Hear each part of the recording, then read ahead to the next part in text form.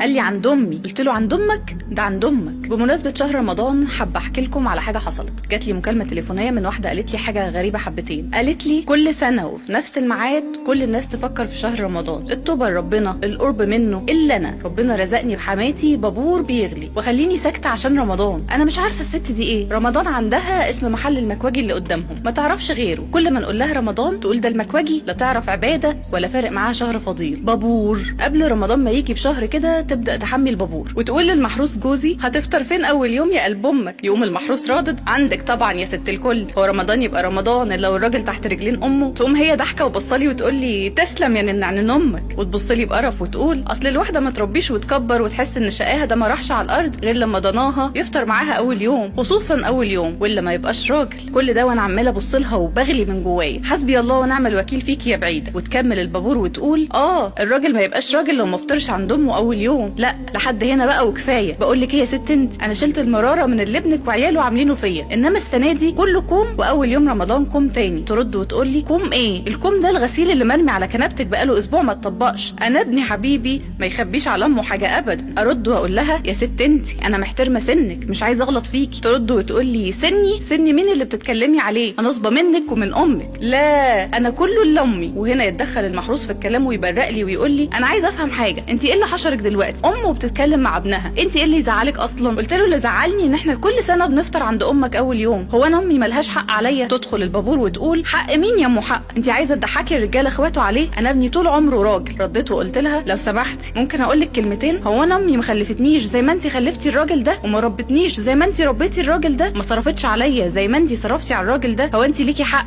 وهي ملهاش؟ انا امي ما خلفتش غيري اصلا، واظن من حقها انها ما تفطرش لوحدها اول يوم، وانت كفايه عليكي الرجاله اخواته، ما هو مش كل سنه. تقوم المفتريه بصله وتقول له ده لو اللي بتقوله المحروسه ده حصل لا تبقى راجل ولا تمت للرجوله بصله، الراجل ما يبقاش راجل الا بفطوره اول يوم جنب امه وابوه. يرد ويقول لها مين اللي يروح بيت حماته اول يوم؟ ده البلد كلها تضحك عليا، الراجل صاحب القرش لازم يفطر عند امه، والست المطيعه هي اللي تبوس ايد حماتها وهي داخله اول يوم وتقعد جنبها عشان تفطر. تبص البابور لابنها وتبرق له وتقول له نعم يا عين امك ايه تقعد جنبها وتفطر؟ لا يا حبيبي ده من 12 الظهر المحروسه تيجي البيت عايز يتروق، هو يعني امك اللي هتروقه؟ والاكل اللي عايز يتعمل ده امك اللي هتعمله؟ امال احنا كنا بنخلف الرجاله وبنربي ونكبر ونجوز ليه يعني؟ هنا بقى انفجرت فيها وقلت لها